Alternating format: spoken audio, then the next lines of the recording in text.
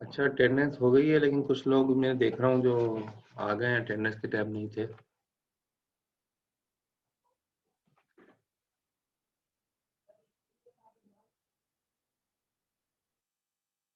वो अपनी जिन लोग जो अभी नए आए जिन्होंने हाँ, ये जुबैर अख्तर आ गए, तो उनको जुबैर अख्तर की प्रेजेंट मार्क कर देता हूँ, क्योंकि 1 मिनट पहले ही बंद हुआ है अटेंडेंस, तो मैं ले लेता हूँ। और असद सनाउल्लाह ने भी ये आ गए हैं, उनकी भी अटेंडेंस मार्क हो गई। और कौन आया है? अटेंडेंस हो चुकी है, जो लोग आए हैं वो बता दें। जकवान आबिद आ गए, ठीक है, इनको प्रेजेंट मार्क हो।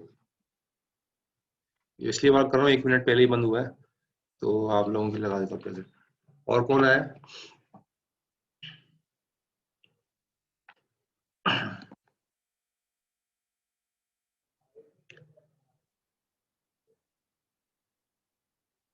ठीक है, हमसे एब्सेंट जो है साद बिन मुजाहिद, मोहम्मद फैसल, मोहम्मद शाहिद, ये हैं। बाकी सब प्रेजेंट। अच्छा, ये मैंने आप दोबारा बता रहा हूँ, फेसबुक ग्रुप पे मैंने प्रोजेक्ट लिस्ट अपलोड कर दी है, तो आप लोगों को अपनी पसंद पसंद के प्रोजेक्ट जो भी हो, उस प्रोजेक्ट का नंबर, थोड़ा सा उसका टाइटल डाल देना, प्रोजेक्ट का क्या क्या प्रोजेक्ट है वो, और ग्रुप मेंबर्स के नाम ये कमेंट्स में लिख देना फेसबुक ग्रुप पे, ठीक है।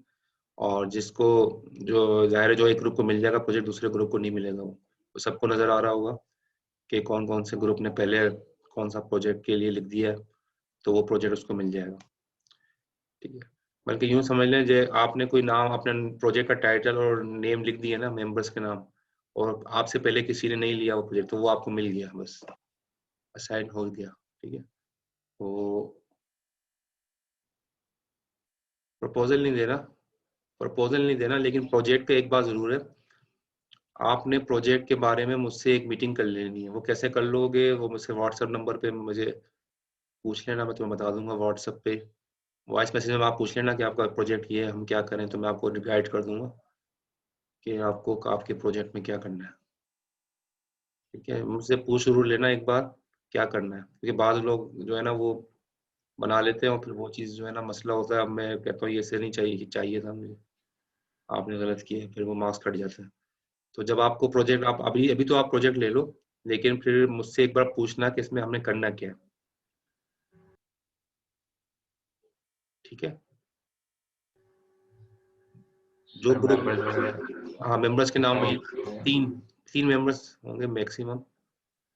वो आप नाम लिख देना मेंबर्स के भी, प्रोजेक्ट का टाइटल, प्रोजेक्ट नंबर, उसका टाइटल, ग्रुप मेंबर्स के नाम, कमेंट में डाल दीजिएगा। एक ही कमेंट में अपना पूरा सारी चीज़ें लिख दीजिएगा, तो फिर इसमें फिर ये होगा कि सबको नज़र आ रहा होगा और सब अपने हिसाब से प्रोजेक्ट ले लेंगे।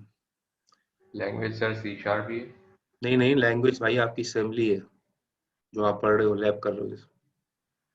आई mean sir okay sir, visual studio ही होगा ना लेकिन। हाँ बिल्कुल, विजुअल स्टूडियो पे, और सारी सारी चीज़ें जो है ना असेंबली पे होंगी, सी शार्प पे कोई भी नहीं है।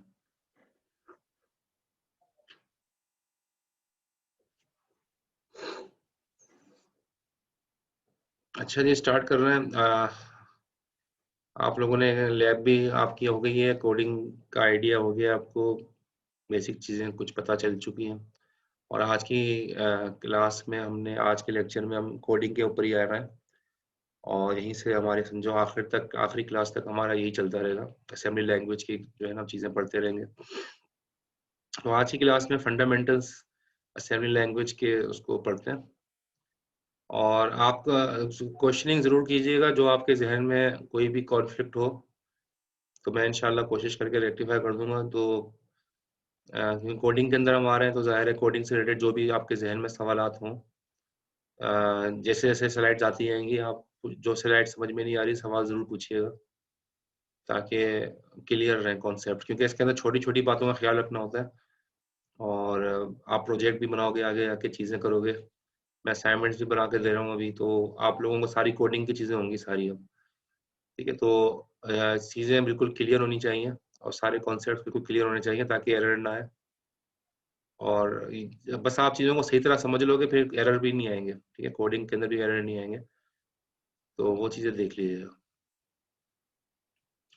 तो ये चीज़ें हम पढ़ेंगे इंशाल्लाह आज की क्लास में, कोशिश करेंगे सारी कवर हो जाए। अच्छा जी, इंटीजर कॉन्स्टेंट्स। अभी असेंबली लैंग्वेज के अंदर ना देखो, प्लस का साइन और माइनस का साइन जो है ना, ये लीडिंग आप लगा सकते हो, लगाना चाहो तो किसी भी कांस्टेंट नंबर के आगे, ठीक है, किसी भी नंबर के आगे लगाना चाहो लगा सकते हो, लेकिन ये ऑप्शनल होता है। तो ना लगाओगे तो बाय डिफॉल्ट पॉजिटिव ही लेगा। अब इसमें मुख्तलिफ नंबर आप दे सकते हो, binary number, decimal number, hexa number, octal number, ये सारे नंबर जो है आप असेंबली लैंग्वेज के अंदर जो है कोडिंग के अंदर आप बता सकते हो। अच्छा, रेडिक्स एक चीज होती है, रेडिक्स रेडिक्स क्या होती है कि एक करेक्टर आप लगा देते हो, हेक्साडेसिमल के लिए एच, डेसिमल के लिए डी, बाइनरी के लिए बी, और real number, encoded real number के लिए आर, ठीक है। तो ये एक्चुअली क्या होता है, ये इनको रेडिक्स कहते हैं कि नंबर के आखिर में लगाने से पता चल जाता है कि वो नंबर कौन सा है। जैसे यहाँ पर लिखा हुआ है 30D, 30D, तो उससे पता चल जाएगा ये डेसिमल नंबर है 30, क्योंकि उसका रेडिक्स ये बता रहा है कि ये डेसिमल है, ठीक है। इस तरह से 6AH, अब 6AH कौन सा नंबर है, हेक्साडेसिमल, क्योंकि उसका रेडिक्स ये बता रहा है। यानी कि नंबर के आखिर में इन अल्फाबेट्स के जरिए अगर हम पहचान लगा देते हैं तो हम भी कंफ्यूज नहीं होते, ना असेंबली का असेंबलर कंफ्यूज होता है अगर आप रेडिक्स लगा दोगे। अगर आप रेडिक्स नहीं लगाते, जैसे यहाँ पर लिखा हुआ है 42, अब आपने रेडिक्स नहीं लगाया है, बाय डिफॉल्ट वो डेसिमल लेता है, ठीक है, बाय डिफॉल्ट नंबर वो डेसिमल लेता है, तो 42 को वो डेसिमल लेगा क्योंकि आपने रेडिक्स लगाया नहीं। लेकिन अगर आप डी लगा दोगे तब भी वो डेसिमल ही काउंट करेगा, लेकिन अगर कोई कोई रेडिक्स ना लगाओ तो बाय डिफॉल्ट वो डेसिमल काउंट होता है। जैसे यहाँ पर लिखा है 11101 और आखिर में बी लिखा है, तो इसका रेडिक्स क्या बता रहा है, ये बाइनरी नंबर है, ठीक है। तो रेडिक्स जो है ना वो पहचान होती है कि वो कौन सा नंबर आप लिख रहे हो, क्योंकि जाहिर है बाइनरी ऑपरेशन परफॉर्म करोगे, अब उसको वो डेसिमल ना समझे ना, 11,001 समझ लेगा अगर डेसिमल है। अगर आपने बी नहीं लगाया तो ये इसको बाइनरी नहीं लेगा, फिर इसको 11,000 और 1 ले लेगा। लेकिन आप रेडिक्स लगा दोगे तो फिर जो है ना उसको बाइनरी नंबर ट्रीट करेगा। अब देखो यहाँ पर एक लिखा हुआ है hexadecimal beginning with letter 0A5H, ठीक है। तो अब आप इसमें इसमें ना देखो शुरू में जीरो लगा दिया, जीरो क्यों लगाया, जीरो क्यों लगाया, क्योंकि देखो A5 तो आपको पता ही है हेक्साडेसिमल नंबर है, तो आखिर में रेडिक्स लगा हुआ है एच, आखिर में रेडिक्स भी लगा हुआ है, लेकिन शुरू में जीरो क्यों लगाया, जीरो इसलिए लगाया, देखिए वजह बता रहा हूँ, ये बार बार आज जगह कोडिंग में भी आएगा और ये चीज आपको जो है ना इसको समझने की जरूरत है, वरना एरर भी आता है बाज़ औक़ात अगर आप जीरो नहीं लगाओगे। देखो इसमें ना ये A5 अगर आप खाली लिखते A5H, ठीक है, तो फॉर एग्जांपल आपने सिंपल लिखा होता A5H, तो A5H का मतलब है कि भाई ये अब ये A5H के नाम से तो वेरिएबल भी तो हो सकता है, इस नाम का वेरिएबल भी तो बन सकता है, ठीक है। ये एक ऐसा वेरिएबल है जिसके अंदर A5H लिखा हुआ है, तो ऐसा वेरिएबल भी तो, लेकिन आप कह रहे हो भाई वेरिएबल नहीं है ये मेरा हेक्साडेसिमल नंबर है, तो ये वेरिएबल क्यों ले सकता है इसको, क्योंकि वेरिएबल जो है अल्फाबेट से स्टार्ट होता है, तो ए क्या है, अल्फाबेट है ना, तो वो उसको वेरिएबल भी बाय मिस्टेक असेंबली का असेंबलर इसको वेरिएबल भी ले सकता है। तो ये ऐसा ना करे, आप उसके शुरू में लगा दो जीरो, जैसे यहाँ लगाया हुआ जीरो। अब जीरो आपको पता है कि जीरो जो है वेरिएबल कोई भी जीरो से स्टार्ट नहीं होता, कोई भी वेरिएबल जीरो से स्टार्ट नहीं होता, तो फिर वो कहेगा ये नंबर ही है, ठीक है, फिर वो उसको नंबर ही ट्रीट करेगा, उसको कभी भी वेरिएबल ट्रीट नहीं करेगा अगर इसके शुरू में लीडिंग जीरो लगा दिया आपने। तो जब हेक्साडेसिमल ऐसा हो जिसके जो स्टार्ट अल्फाबेट से हो रहा हो, जैसे ए से या बी से, उसके शुरू में जरूर जीरो लगा देना। लेकिन यहाँ पर देखो जीरो लगाने की जरूरत नहीं है, यहाँ लिखा ना 6AH, इसमें जीरो लगाने की जरूरत नहीं, क्यों जरूरत नहीं है कि शुरुआत किससे हो रही है, 6 से, तो नंबर है ना, तो नंबर है शुरू में, तो जीरो लगाने की जरूरत नहीं है क्योंकि नंबर से कोई भी वेरिएबल बनता नहीं है। लेकिन जो हाँ, ये 42 जो लिखा हुआ है, जकवान पूछ रहे हैं क्या डेसिमल है? जी ये डेसिमल है, क्योंकि अगर रेडिक्स नहीं लगाओ ना आखिर में, डी ना लिखा हो, तो बाय डिफॉल्ट उसको वो डेसिमल ही लेता है। डी लिख दो तब भी डेसिमल लेगा, डी ना लिखो तब भी डेसिमल लेगा बाय डिफॉल्ट। बाकी आपको रेडिक्स लगाने से जो है ना, जैसे आखिर में लगा दोगे बी की, बाइनरी के लिए बी, हेक्सा के लिए एच, तो ये जो है ना फिर इससे कंफर्म होता है असेंबलर को भी और आपको भी कि भाई आप कौन सा नंबर सिस्टम यूज करो। Any question from this slide?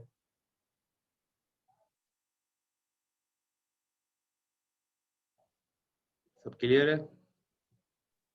Yes sir.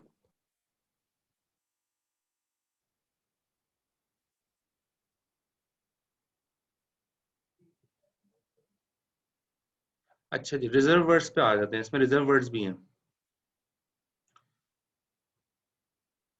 Reserve words कौन से हैं ये देख लीजिएगा। यहाँ पर मुख्तलिफ किस्म के आपने किए भी हैं, लैब में भी आपने किए हैं, और मैंने पिछली क्लास में भी आपको बताया था। एक चीज़ बताई थी मैंने आपको, इंस्ट्रक्शन निमोनिक। जितनी भी इंस्ट्रक्शन होती है इनको हम इंस्ट्रक्शन निमोनिक कहते हैं, जैसे मूव, ऐड, मल्टीप्लाई। ठीक है, तो ये क्या है? ये रिजर्व वर्ड्स है। इस नाम का आप वेरिएबल नहीं बना सकते, मूव के नाम का, ऐड के नाम का, ये तो आपको पता ही होगा। ये रिजर्व वर्ड्स का आप वेरिएबल नहीं बना सकते हो, इन नाम के आप वेरिएबल डिक्लेयर नहीं कर सकते। ये रिजर्व वर्ड्स हैं, इंस्ट्रक्शंस है असेंबली की। इस तरह रजिस्टर्स के नेम जो आपने पढ़े हैं, EAX, EBX, ECX, इस नाम के आप वेरिएबल नहीं बना सकते क्योंकि जाहिर है ये रिजर्व वर्ड्स हैं, ये ऑलरेडी रजिस्टर्ड नेम है जो कि माइक्रो प्रोसेसर के अंदर मौजूद है। इस नाम का आप कोई भी वेरिएबल नहीं बनाओगे, ना कोई फंक्शन बनाओगे। इसके अलावा जो है वो डायरेक्टिव्स हैं। असेंबली लैंग्वेज में डायरेक्टिव्स यूज करते हैं हम, जैसे डॉट, मुख्तलिफ डायरेक्टिव्स आपने पढ़ी भी थी, डॉट डेटा, डॉट कोड। और इस नाम का वेरिएबल नहीं बनाओगे कोई डॉट डेटा के नाम का, डॉट कोड के नाम। जाहिर है ये डायरेक्टिव्स हैं असेंबली की, ठीक है, तो इनके पीछे कोई काम हो रहा होता है इस तरह से। तो ये जो डायरेक्टिव्स हैं प्री डिफाइंड, उनके उनका वेरिएबल के तौर पे इस्तेमाल नहीं करोगे। इसके अलावा जो कुछ एट्रीब्यूट्स हैं, जैसे आपने लिखा होगा बाइट, ठीक है ना, कोई वेरिएबल बनाया, बाइट लिख दिया, बाइट के नाम का वेरिएबल नहीं बनाना, वर्ड के नाम का वेरिएबल नहीं बनाना। ये इसके एट्रीब्यूट्स होते हैं, कि साइज बताते हैं इसमें हम कि भाई कितना, वेरिएबल का साइज कितना है, बाइट है, वर्ड है, डी वर्ड है। तो इस नाम के आप वेरिएबल डिक्लेयर नहीं कर सकते। इसके अलावा ऑपरेटर्स हैं, ठीक है, ऑपरेटर्स हमने लिखा था ना, ऐड, जो ऑपरेटर्स हैं कांस्टेंट एक्सप्रेशन के अंदर हम यूज करते हैं। अब ये कांस्टेंट एक्सप्रेशन में इस स्लाइड के एंड में आ रहा है, ठीक है, तो वो भी आप उस नाम के भी आप, यानी कि आप अभी तक आपने ये प्लस का साइन यूज नहीं किया होगा ना, ऐड करने के लिए प्लस का साइन, माइनस का साइन। आप तो ये लिख रहे हो अभी तक, ऐड और सब्ट्रैक्ट और मल्टीप्लाई ऐसे लिख रहे हो, ठीक है, लेकिन ऐसा ऐसे नहीं लिखा, ऐसे ऑपरेटर आपने यूज नहीं किया होगा ना। तो ये भी आप कर सकते हो यूज, ठीक है। मैं आपको दिखाऊंगा आज की स्लाइड में, मतलब आज क्लास में देखें टच करते हैं कि नहीं, आखिर में आएगा इस स्लाइड के। तो इस तरीके से भी काम किया जा सकता है असेंबली में, ठीक है, तो कैसे होगा वो देखेंगे। इसके अलावा जो है प्री डिफाइंड कुछ सिंबल्स हैं, जैसे @डेटा, ये यूज नहीं करना आप कभी। @डेटा जो है ना, ये असेंबली के अंदर जो है किसी मकसद के लिए यूज होता है, ठीक है, डेटा की एड्रेस को कॉल करने के लिए। तो ये इस टाइप का जो है वेरिएबल नहीं डिक्लेयर करना। का साइन कोशिश करो कम से यूज ना करना क्योंकि से कुछ रूटीन्स कॉल हो जाती हैं असेंबली की। तो किसी वेरिएबल के अंदर का साइन नहीं रखना, ठीक है। ये मैं आपको इसलिए बता रहा हूँ, लोग इस तरह की गलतियां करते हैं, कहते हैं प्रोग्राम हमारा चल नहीं रहा, मसला हो रहा है। तो ये कुछ चीजें हैं जो असेंबली के अंदर ख्याल करनी पड़ती हैं। तो बाकी बुक के अंदर देख लेना, अपेंडिक्स ए के अंदर जो कॉमन लिस्ट दी हुई है, जिसके अंदर सारे रिजर्व वर्ड्स असेंबली के जो है ना वो लिखे हुए हैं।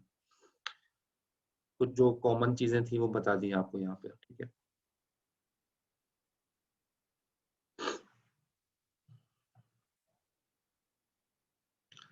अच्छा जी, आइडेंटिफायर्स के बारे में पढ़ लेते हैं। आइडेंटिफायर का मतलब क्या है? वेरिएबल।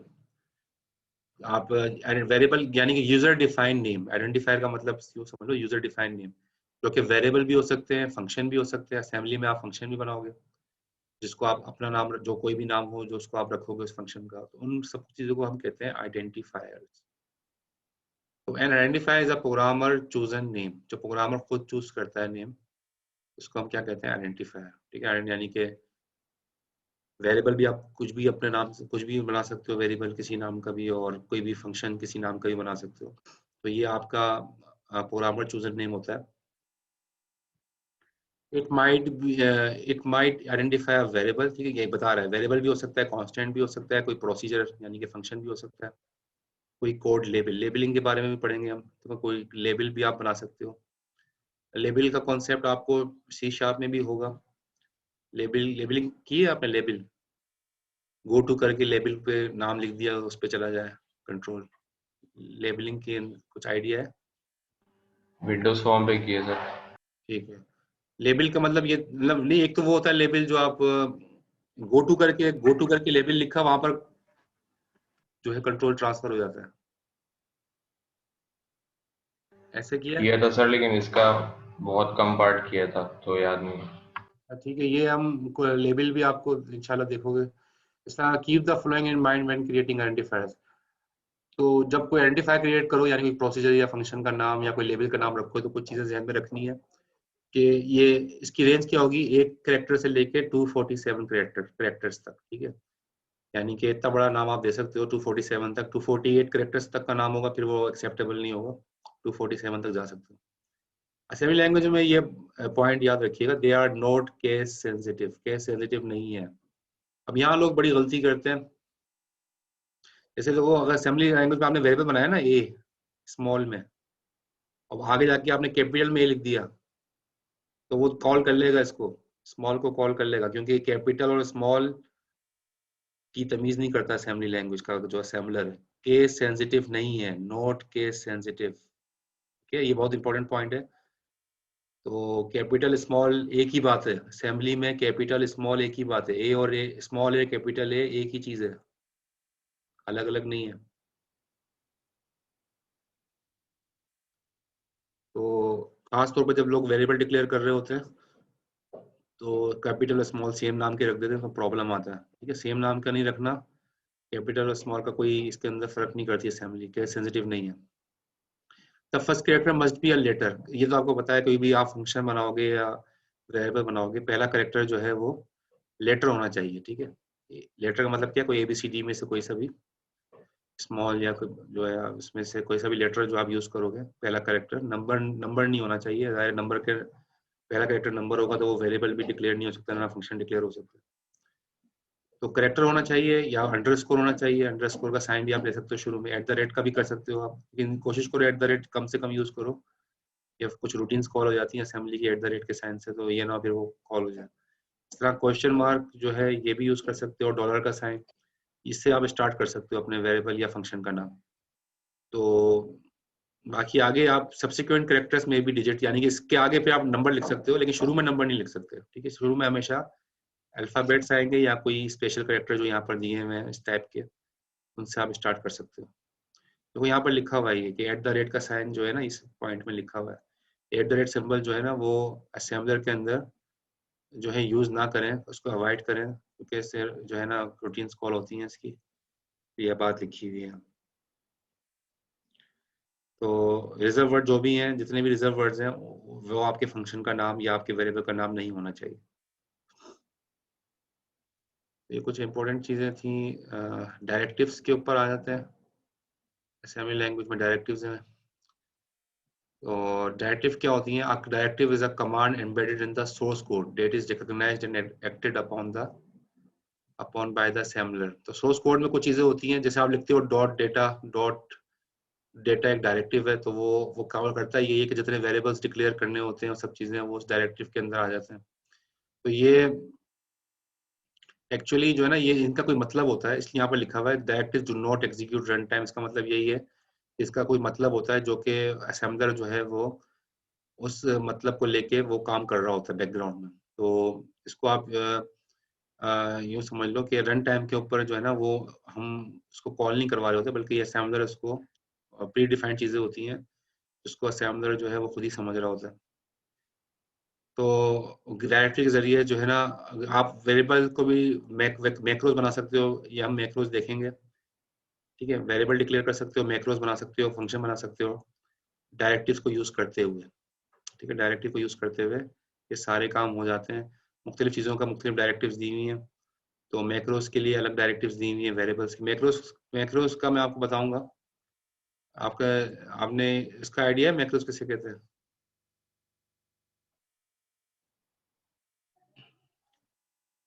मैक्रोस जो है ना वो एक्चुअली ये होता है कि आप पहले से कुछ चीज़ें बना के रख लेते हो और उसको कॉल करते हो। जस्ट लाइक अ फंक्शन ही होते हैं, लेकिन फ़र्क होता है फंक्शन और मैक्रोस में। तो बहरहाल इसको हम देखेंगे। They can assign names to the memory segments and perform any other housekeeping task related to the assembly. तो जैसे यहाँ पर लिखा हुआ है कि देखो केस सेंसिटिव नहीं है असेंबली लैंग्वेज। तो अगर आप स्मॉल डॉट डेटा लिखते हो या डॉट डेटा कैपिटल में लिख देते हो या डॉट डेटा पहला लेटर आपने कैपिटल में लिखा बाकी स्मॉल में, दीज ऑल आर इक्विवेलेंट। ठीक है, केस सेंसिटिव नहीं है, वो सबको समझ जाएगा। इस टाइप का कोई भी एरर नहीं आएगा असेंबली में। अगर आप स्मॉल में लिख रहे हो कैपिटल में लिख रहे हो तो इस टाइप का कोई भी एरर जो है वो असेंबली में प्रोड्यूस नहीं होगा। ये केस सेंसिटिव नहीं है असेंबली।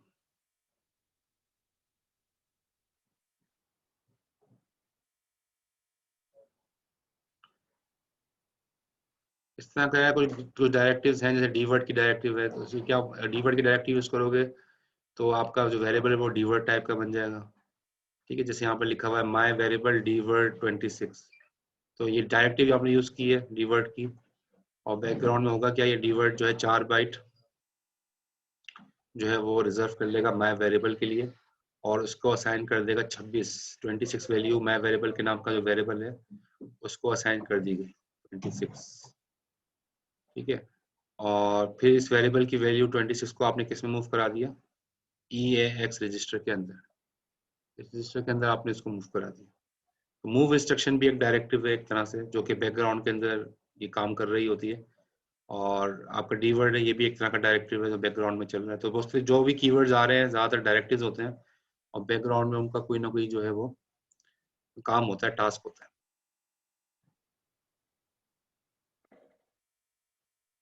तो सब चीज़ें क्लियर है?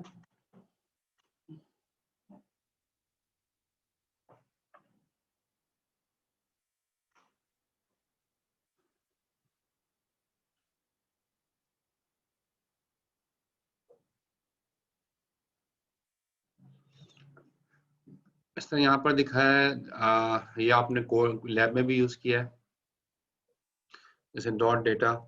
ठीक है, डॉट डेटा का काम क्या है, जितने भी वेरिएबल डिक्लेयर करोगे, जितने भी वेरिएबल्स डिक्लेयर करोगे वो सारे के सारे डॉट डेटा में करोगे आप।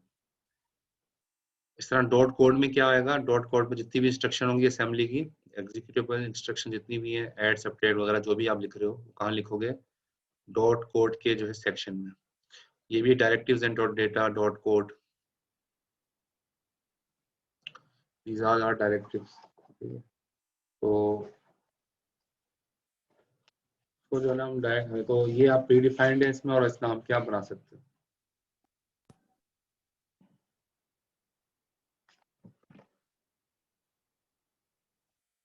डॉट स्टैक भी है। ये स्टैक का साइज अगर, वैसे इसके अंदर हम पढ़ेंगे, स्टैक का चैप्टर आएगा, बिल्ट इन स्टैक मौजूद है, लेकिन स्टैक का साइज आप जो है बढ़ाना चाहो घटाना चाहो वो कर सकते हो। तो लिखा हुआ है इसके जो, इसकी जो साइज की सेटिंग है स्टैक की, वो आप चेंज कर सकते हो। जैसे आपने यहाँ पर लिख दिया डॉट स्टैक करके 100H, तो आप स्टैक के अंदर 100 वैल्यूज आ सकती हैं। 200 कर दोगे तो इस तरह से। लेकिन ये है कि ये हम अमूमन इसका जो बाय डिफॉल्ट है हम वही रहने देते हैं, तो क्योंकि इतनी ज़्यादा वैल्यूज हमें चाहिए नहीं होती स्टैक के लिए बढ़ाने के लिए। लेकिन कभी ज़रूरत पेश आए तो आप ये काम कर सकते हो, डॉट स्टैक लिख के उसकी रेंज बढ़ा सकते हो स्टैक।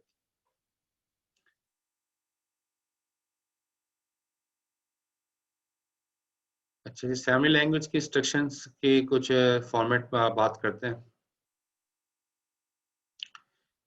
एन इंस्ट्रक्शन किसे कहते हैं? An instruction is a statement that becomes executable when a program is assembled। ठीक है, जब प्रोग्राम असेंबल किया जाता है इंस्ट्रक्शन फिर चलती हैं। और ज़्यादातर इंस्ट्रक्शन जो है, जितनी भी इंस्ट्रक्शन असेंबली लैंग्वेज में वो बाइट वाइज चलती है। यानी कि जो भी काम हो रहा होता है ना वो बाइट की शक्ल में हो रहा होता है, या 1 बाइट की होगा या 2 बाइट होगा या 4 बाइट होगा, जो भी होगा, 3 बाइट होगा, 2 बाइट होगा, 1 बाइट होगा, हम अभी देखेंगे। ये इस पे फोकस करना होगा आपको, इस बाइट पर, ठीक है, बाइट पे आपको फोकस करना होगा, क्योंकि सारा काम जो है ना असेंबली वो करता ही बाइट पर है, तो बाइट से कम पे नहीं करता। और फिर अगर बाइट से आगे बढ़ेगा तो फिर 2 बाइट पे चला जाएगा या इस तरह से, तो बाइट वाइज चल रहा होता है। और अभी हम ये कॉन्सेप्ट देखेंगे भी कोडिंग के अंदर भी जाके कि ये चीजें जो है ना बार बार, हत्ता कि जो एरेज हम काम करेंगे एरेज पे, एरेज भी जो है ना वो बाइट वाइज ही चल रहे होंगे, ठीक है। तो यानी कि एरे को अगर आपको अगला एलिमेंट एक्सेस करना है तो अगले बाइट पे जाना पड़ेगा। तो वो भी आप चीज देखोगे, ताकि ये कॉन्सेप्ट आपको क्लियर होगा तो आप फिर समझ जाओगे कि वाकई में सारी चीजें बाइट वाइज हो रही हैं। और कोई भी जो असेंबली लैंग्वेज की इंस्ट्रक्शन है ना, उसके जो है 4 बेसिक पार्ट्स हैं। वो कौन कौन से हैं? एक तो लेबल है, और लेबल ऑप्शनल है। ये किसी का नाम रख दो आप, इंस्ट्रक्शन इंस्ट्रक्शन के का भी आप नाम रख सकते हो लेबल के जरिए, ताकि उस इंस्ट्रक्शन पे अगर आपको आना हो तो गो टू करके जा सको। लेकिन ये ऑप्शनल है, दो या ना दो, ठीक है, मैंडेटरी नहीं है। उसके बाद इंस्ट्रक्शन निमोनिक रिक्वायर्ड है। जो ऐड सब्ट्रैक्ट आपने लिखा था, मल्टीप्लाई, वो सारी की सारी इंस्ट्रक्शंस हैं, इंस्ट्रक्शन निमोनिक कहलाती हैं। इसके अलावा ऑपरेंड्स हैं। ऑपरेंड जो हैं वो यूजुअली रिक्वायर्ड, ज़्यादातर में ऑपरेंड चाहिए होते हैं। अगर आपने ऐड कराया तो जाहिर है किन किन चीज़ों में ऐड करवाया, तो ऑपरेंड लिखने पड़ेंगे आगे आपको। लेकिन कभी कभी ऐसा भी होता है कि आप बगैर ऑपरेंड दिए भी काम कर लो, कुछ इंस्ट्रक्शन असेंबली में ऐसी हैं, अभी आप देखोगे आगे आगे, जैसे एसटीसी है या एनओपी है। कुछ इंस्ट्रक्शन ऐसी होती हैं जो जिनको ऑपरेंड नहीं चाहिए, ऑपरेंड रिक्वायर्ड नहीं है, लेकिन ज़्यादातर हमें इंस्ट्रक्शंस के अंदर ऑपरेंड रिक्वायर्ड होता है, इसलिए यहाँ पर लिखा हुआ है यूजुअली रिक्वायर्ड। और आखिर में लिखा है कमेंट। कमेंट भी ऑप्शनल है। कमेंट तो आपने देना सीख ही लिया होगा। कॉलन लगा के आप कुछ भी लिखोगे वो उसको कमेंट कंसीडर करेगा। तो शुरू में लेबल होगा, ठीक है, लेबल ऑप्शनल है।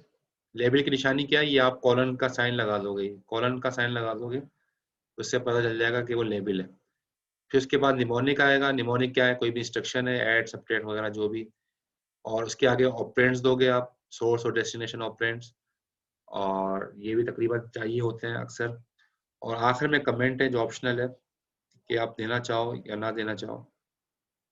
तो कमेंट देना इसलिए फ़ायदेमंद होता है कि आप खास तौर पे प्रोजेक्ट में ज़रूर कमेंट देना, ठीक है। तो क्योंकि कमेंट कमेंट करने से ना फिर आपको भी याद रहता है कि किस कौन सा वेरिएबल या क्या आप इस लाइन पे क्या काम कर रहे हो। और फिर जो है बाद में ट्रबल शूटिंग करने में भी आसानी होती है। प्रोग्राम को कोई भी चीज़ मॉडिफाई करनी होगी तो कमेंट से आसानी हो जाती है। तो ये बेसिक इंस्ट्रक्शन का फॉर्मेट है जो यहाँ पर दिखाया गया। अब इसको आप लेबल के ऊपर आ जाते हैं। सबसे पहले लेबल है, यहाँ पर लिखा है लेबल, ठीक है। तो लेबल लेबल क्या होता है, तो उसके बारे में थोड़ी डिटेल दी हुई है स्लाइड में। A label is an identifier that acts upon as a place marker, ठीक है। प्लेस मार्कर है, यानी कि आपको जंप करवाना हो तो आप लेबल के जरिए किसी भी इंस्ट्रक्शन के ऊपर या किसी भी डेटा के ऊपर जंप करवा सकते हो लेबल के जरिए। और label place just before an instruction, ठीक है। एक इंस्ट्रक्शन के स्टार्ट होने से पहले आप जो है ना लेबल को प्लेस कर दोगे। तो लेबल करता है क्या है, उस इंस्ट्रक्शन का एड्रेस जो है ना होल्ड कर लेता है। जो इंस्ट्रक्शन चलने वाली है उसका एड्रेस होल्ड कर लेगा, और जब आप लेबल पे जंप करोगे तो हकीकत में उस इंस्ट्रक्शन पे जंप कर जाओगे जहां पर आपने लेबल लगाया। तो लेबल जो है वो, अगर वेरिएबल से पहले लेबल लगाओगे तो वेरिएबल का एड्रेस रख लेगा, इंस्ट्रक्शन से पहले वेरिएबल लगाओगे तो इंस्ट्रक्शन का एड्रेस रख लेगा। तो लेबल बस यही करता है कि जो है ना वो अपने पास है जो भी इंस्ट्रक्शन या वेरिएबल का जो एड्रेस है वो होल्ड कर लेता है, और जब आप उसको गो टू करके उस पर जंप करते हो तो वहां पर जो है चला जाता है। अब लेबल्स ही किस्में हैं, डेटा लेबल्स भी हैं और कोड लेबल्स भी हैं।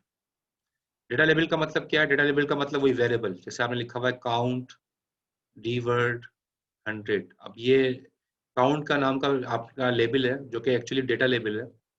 इसमें कोई डेटा रखवा रहे हो आप, तो क्या डेटा रखवा रहे हो? 100। तो किसी वेरिएबल को भी आप लेबल कहते हो, और उस लेबल का मतलब होता है डेटा लेबल्स, ठीक है। एक तो ये किस्म है, यानी कि एक वेरिएबल को भी हम लेबल्स कह सकते हैं, डेटा लेबल्स होते हैं वो। और दूसरे जो है कोड लेबल। कोड लेबल का मतलब क्या है? A label in the code area of a program. Program के अंदर कोड एरिया के अंदर डॉट कोड में जाके आप लिख रहे होते हो, और ये लिखा हुआ है कि इसका जो एंड एंड किससे होगा? हमेशा कॉलन से। एंड हमेशा कॉलन से होगा, जिससे पता चल जाएगा कि वो एक लेबल है, जैसे यहाँ पर लिखा हुआ है टारगेट, ठीक है, ये बुलेट बना हुआ है, इसको कंसीडर नहीं करना है, माइनस करना है। यहाँ लिखा हुआ है टारगेट, टारगेट के बाद क्या लिखा हुआ है, ये कॉलन, ठीक है। अब यहाँ पर आपने लिखा हुआ इंस्ट्रक्शन, अब इस मूव AX, BX, अब इस इंस्ट्रक्शन का जो एड्रेस है ना वो एक्चुअली यहाँ आ जाएगा टारगेट के अंदर। तो आगे जाके कहीं भी जाके ये डॉट डॉट का मतलब है कुछ भी लिखा हुआ है, आगे जाके लिखा आपने जंप टारगेट, जब जंप टारगेट करोगे, यहाँ पर गो टू नहीं लिखते, असेंबली में जंप लिखते हैं, तो जंप टारगेट करोगे तो वो दोबारा कंट्रोल यहाँ आ जाएगा, एक तरह से लूप चल जाएगा, ये लूप चलता रहेगा, जंप टारगेट पे बार बार आता रहेगा। ये सारी इंस्ट्रक्शन एक तरह से लूप की तरह चलती जाएंगी। कुछ ऐसा कोड लिखो होना यहाँ पर जरूरी है कि वो भी लूप से आपको बाहर निकाले।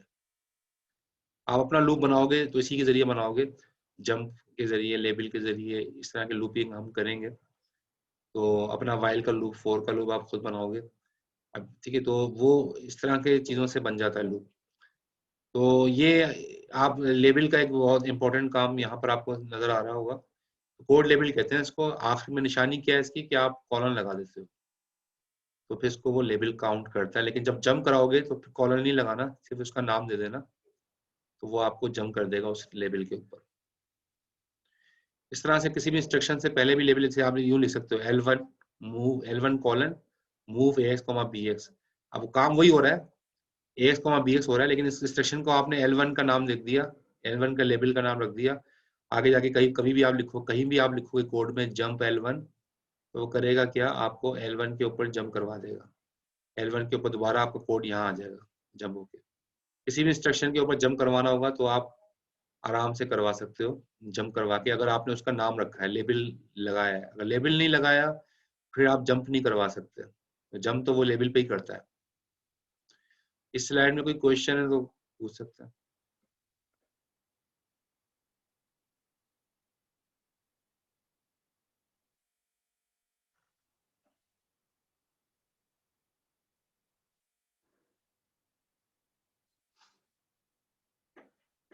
ठीक है, क्लियर है।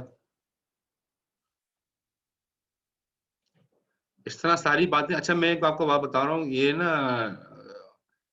आपको बहुत सारी चीजें स्लाइड्स में ऐसी आएंगी जो शायद आपके लैब में मैनुअल में नहीं है, लेकिन आपने वो सारी चीजें प्रैक्टिस जरूर करनी है जो स्लाइड में, जैसे ये लिखा हुआ है ना L1, ये तो खैर आपको कराएंगे भी लैब में, लेकिन ये सारी चीजें जो जो मैं आपको बता रहा हूँ ना, ये करते करके देखना भी, ठीक है, तब टेस्ट करके चला के देखना, क्योंकि बहुत सारी चीजें आगे स्लाइड में आती जाएंगी जो कि शायद आपके लैब में नहीं होंगी मैनुअल में, लेकिन आपने चला के जरूर देखनी है, ताकि वो कॉन्फिडेंस आ जाए और जहन में क्लियर हो जाए कॉन्सेप्ट।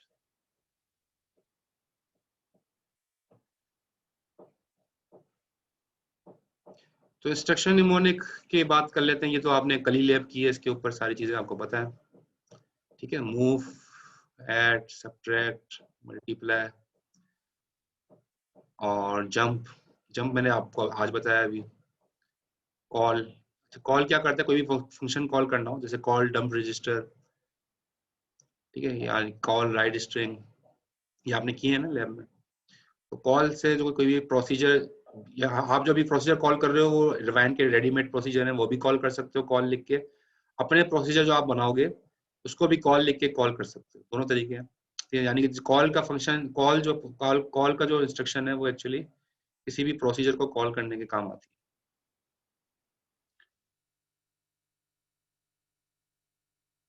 ऑपरेंड्स की बात करते हैं। अच्छा, असेंबली के अंदर जो है ना, यहाँ मुख्तलिफ किस्म के ऑपरेंड्स हैं जो आप यूज करोगे।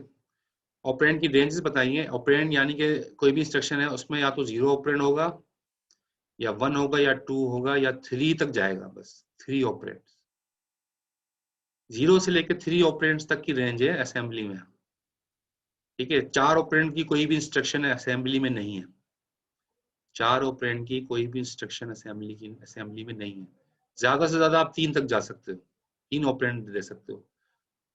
तो अच्छा, फिर यह लिखा हुआ है ऑपरेंड जो है कैन बी या रजिस्टर, ऑपरेंड रजिस्टर भी हो सकता है। मेमोरी ऑपरेंड का मतलब क्या, कोई वेरिएबल भी हो सकता है। और कांस्टेंट एक्सप्रेशन का मतलब कोई नंबर भी हो सकता है ऑपरेंड, या कोई पोर्ट नंबर भी हो सकता है, इनपुट आउटपुट पोर्ट नंबर भी, और किसी ऑपरेंड को आप ले सकते हो। तो ये सारे जो है ना ऑपरेंड बन सकते हैं असेंबली के अंदर। अब memory operand specified by the name of a variable और मोड, खैर मेमोरी ऑपरेंड का बता रहा है, कोई भी वेरिएबल का नाम रख दोगे तो वो आपका मेमोरी ऑपरेंड बन जाएगा। ये एग्जांपल दी हुई है, जैसे 96 क्या है, ये कांस्टेंट है। कांस्टेंट को इमीडिएट वैल्यू भी कहते हैं, ये कोई नंबर है, ठीक है, नंबर को भी ऑपरेंड ले सकते हो आप। यहाँ पर ये पूरा कांस्टेंट एक्सप्रेशन है 2+4, लेकिन अभी तक आपने ऐसे लिखा नहीं होगा, इसका तरीका होता है लिखने का, बताऊंगा मैं आपको कैसे लिखेंगे। तो ये भी लिखा जा सकता है। और EAX क्या है, रजिस्टर का नाम है, ये भी ऑपरेंड ले सकते हो। काउंट क्या है, एक वेरिएबल का नाम है, मेमोरी का मतलब वेरिएबल, तो ये भी आप ले सकते हो। तो ये मतलब थोड़ी सी एग्जांपल्स दी हुई थी। STC क्या है, STC का मतलब है set carry flag. Carry flag इसके अंदर मौजूद है असेंबली में, तो कैरी फ्लैग 1 हो जाएगा अगर आप सिर्फ लिखोगे STC।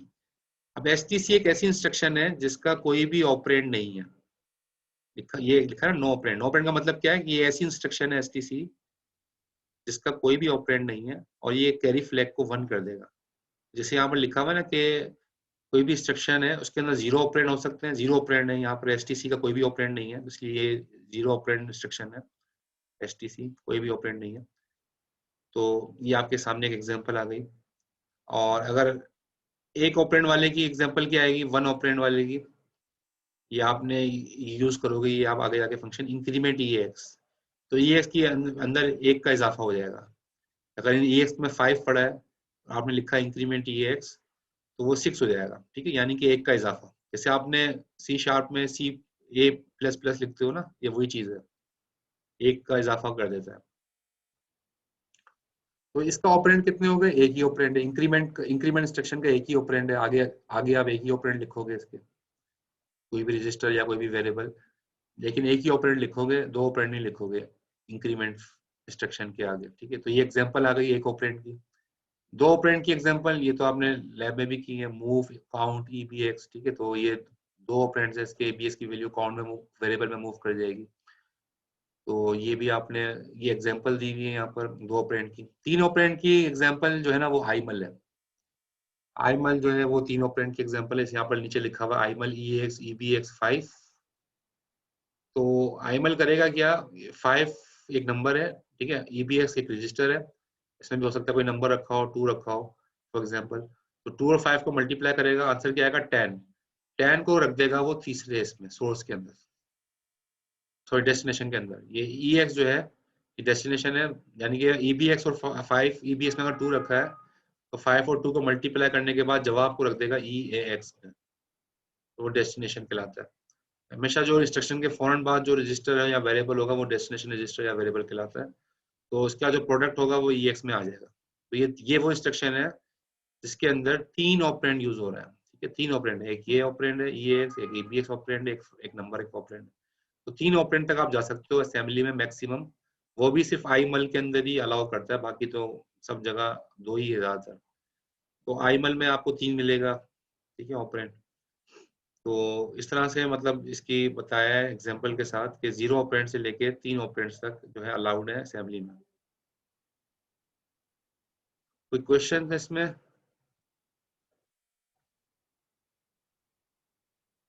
एक आपने किया होगा मल और आईमल में फर्क है, ठीक है। आईमल में 3 ऑपरेंड्स होते हैं, मल में 2 ऑपरेंड्स होते हैं। अगर आप इसे मल लिखा है, मल का मतलब मल्टीप्लाई, मल लिख के आपने लिखा फॉर एग्जांपल EX 5, तो वो करेगा क्या कि 5 को मल्टीप्लाई करेगा EX के अंदर, फॉर एग्जांपल 2 अगर रखा है तो 2 5 10, और 10 को दोबारा जवाब यहीं रख देगा EX में, मल्टीप्लाई करके जवाब यहीं रख देगा। ये मल में करता है, लेकिन आई मल के अंदर वो आपको तीसरे ऑपरेंड भी आपको अलाउ कर देगा, यानी कि इन दोनों का प्रोडक्ट करके तीसरे में रख देगा, आपका ये ओवरराइट नहीं होगा EBX, ठीक है, क्लियर है। लेस देन अ मिनट दिखा रहा है मुझे, दोबारा मीटिंग कनेक्ट करना होगी। टाइम क्या हो रहा है? हाँ ठीक है, मैं दोबारा मीटिंग कनेक्ट कर रहा हूँ।